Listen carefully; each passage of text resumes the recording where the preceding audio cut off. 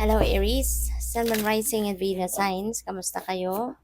Sana po ay nasa mabuti kayong kalagayan. Welcome back po sa Star Tarot. At kung bago kayo rito, welcome din po kayo. Please subscribe, like, share my videos, and leave me a comment po kung nakaresonate kayo. Thank you. So, first card ni Aries, we have confusion. Ayan. So, maaari, no, na ang iba sa inyo rito, baka kayo'y naguguluhan. Alright? Maybe you are in the middle of, yung bang ano kayo, nasa fork in the road energy. Yung hindi ninyo, alam mo yun, ma-figure out ngayon kung alin yung best na gagawin. 'Di ba? Are you going left? Are you going right? 'Di ba? Yung mga ganyan. So, you are definitely in a state of confusion. So makakatulong sa inyo Aries, no, if you are going to makakatulong sa inyo if you are going to um do some kind of meditation. Makakatulong sa inyo if you are going to um step back muna, no, sa kung ano man ang inyong pinagkakaabalahan at mag-focus muna kayo dito sa sarili ninyo. 'Di ba? Get the balance back in your life para mas makakapag-isip kayo ng mas matino, mas mabuti, magkaroon kayo ng mas malinaw na kaisipan, yung ganyan. Okay? So, yun ang kailangan ninyo na at saka baka kulang na kayo sa pahinga, 'di ba? Hindi na kayo nakakapag-rest man lang dahil siguro kung busy-busy kayo, marami kayong ginagawa, inaasikaso, mga ganyan. So, it's time as well for you to take a breather. Okay? So, we have Archangel Sadkiel. There is compassion, forgiveness na maaaring ma ano ninyo sa ngayon, maramdaman, no? Maaaring you will be willing to forgive na the people who have hurt you in the past, or kung meron man kayong mga hindi pagkakaintindihan with someone, maaaring ngayon kayo'y matututo ng magpatawad. Maaaring ngayon kayo ay matututo ng um, maging tawag dito, maging mapag-intindi, 'di ba? At baka matanggap mo na magkaroon na kayo ng linaw sa inyong isipan at matanggap mo na kung ano yung mga sitwasyon ninyo, kung ano na yung mga nangyari sa nakaraan, matanggap nyo na sadyang ganun ang buhay, 'di ba? Life is not perfect.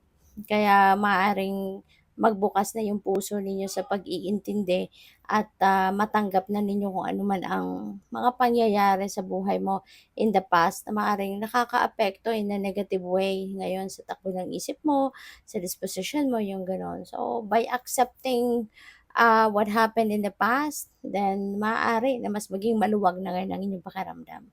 'Di ba? At yun nga, baka magkaroon na kayo ng willingness to forgive, and instead of hate, instead of anger, 'di ba? Instead of tampo, magkaroon kayo ng compassion. Okay? So, we also have attachment. Ayan, so ang iba sa inyo Aries, maybe you are longing for someone, no? Maaaring ang iba sa inyo, you are longing for um, katahimikan, 'di ba? For peace. Maaaring gano'n. Kasi feeling ko dito, ang iba sa inyo baka nandoon kayo sa meron kayong unhealthy attachment to something. O puwedeng ang iba sa inyo nagkakaroon ngayon ng parang attachment or unhealthy attachment to something negative, 'di ba? Maaring gano'n. So, tingnan natin kung ano pa ang ganap for Aries. By the way, maraming salamat for subscribing, and if you haven't subscribed yet, subscribe na kayo.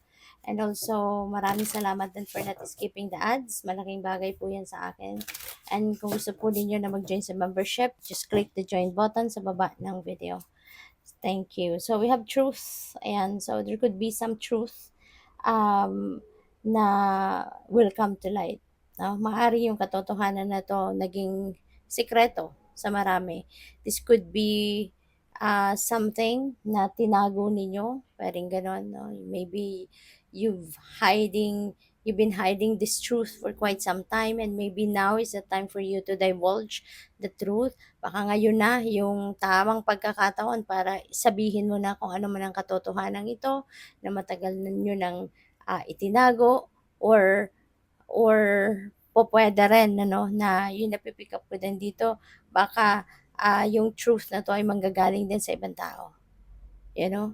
Maaaring all this time, other people have made you believe 'no na iba, iba yung pinaniwalaan ninyo, iba yung sinabi sa inyo kaya maaaring yun is just full of, illusion. Tapos ngayon malalaman niyo ang katotohanan. Maybe madidiskubre ninyo yung katotohanan nito coming from other people, 'no?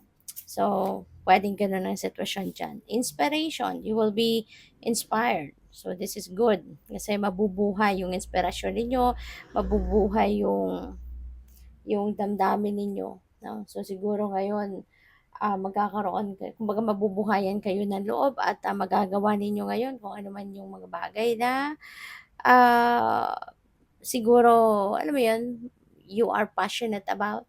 Kaya ngayon habang merong opportunity na kakatok sa buhay ninyo at, maaaring ma-inspire kayo na, "Yes, it's about time na for me to express," 'di ba, kung ano man yung gusto kong ano, kung ano man yung, kung ano man yung gusto kong magawa, 'di ba? Kasi pupuwedeng wala kayong pagkakataon in the past, 'di ba? Kahit gusto ninyong gawin wala kayong pagkakataon siguro, walang opportunity. But now, 'di ba, kaya mabubuhay din ang inyong inspirasyon. So, we have compassion, ayan. So, baka kailangan ninyo ngayon ng compassion ng iba, 'no? Baka kayo ngayon yung nangangailangan ng tulong ng iba, baka kayo ngayon ang nangangailangan ng, comfort 'no, na manggagaling sa iba, o puwedeng gano'n. Lalong-lalo na kung meron kayong unhealthy attachment 'no, sa kung ano man or sa kung sino man. Maybe kailangan ninyo ng someone na alam mo 'yun, gagabay sa inyo, aagapay sa inyo kung kayo ay gusto ng umalis sa unhealthy attachment na 'yan, yung gano'n. So, maybe you are seeking for someone that can support you 'no, sa journey na iyan. So, tignan natin kung ano pa ang ganap and, by the way, um, ay naku nalaglag naman, saglit lang po, So, ayan pasensya na, nalaglag yung buong deck. Masakit kasi yung ano ko, yung kamay, kaya medyo hirap tayo sa grip. So, tignan natin kung ano pa ang mga messages para sa inyo. We have the Seven of Swords. So, Seven of Swords, ano ito?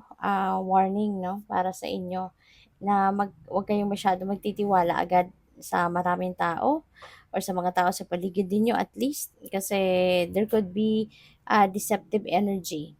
Okay? Sa paligid ninyo. At ang mga taong ito, this could be someone na pwedeng kilala ninyo, pwedeng bago ninyo makikilala.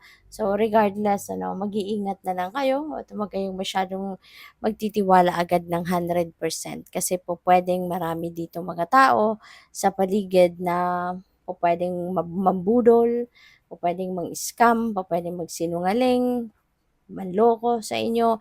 Kaya cautious 'no, sa mga dealings ninyo with other people. Kasi lalo-lalo na sa panahon ngayon, 'di ba? Taghirap kaya medyo maraming tao ang nakakapag-isip ng hindi maganda towards other people. Kaya kailangan ng extra ingat, okay? So we have the Lovers. Maganda rin ito si Lovers pagdating naman sa relationships. Kaya pupuwede rin 'no na ang iba sa inyo dito baka, kung wala pang love life 'no, baka magkaka-love life na kayo ngayon or kung meron man kayong current relationship baka kayo ay, mapupunta naman sa ano, sa, pagdi-discuss regarding siguro, pag-aasawa, magpapakasal na, yung mga ganyan 'no. So, good luck sa'yo.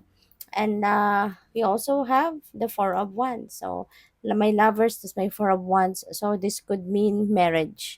This could mean na meron na magpapakasal sa iba sa inyo. Baka merong kasalang magaganap or merong celebration of love. Maybe some of you are celebrating love and life. And pwede rin ang iba sa inyo, baka merong mga tawag dito, engagement, no? Maaring may gano'n. Or pwede rin na baka meron kayong tagumpay na ise-celebrate.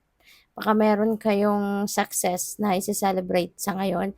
That could be financial, material, or regarding trabaho, career, yung mga gano'n. Okay? So, good luck sa'yo. Thank you for watching. Love and light. Namaste.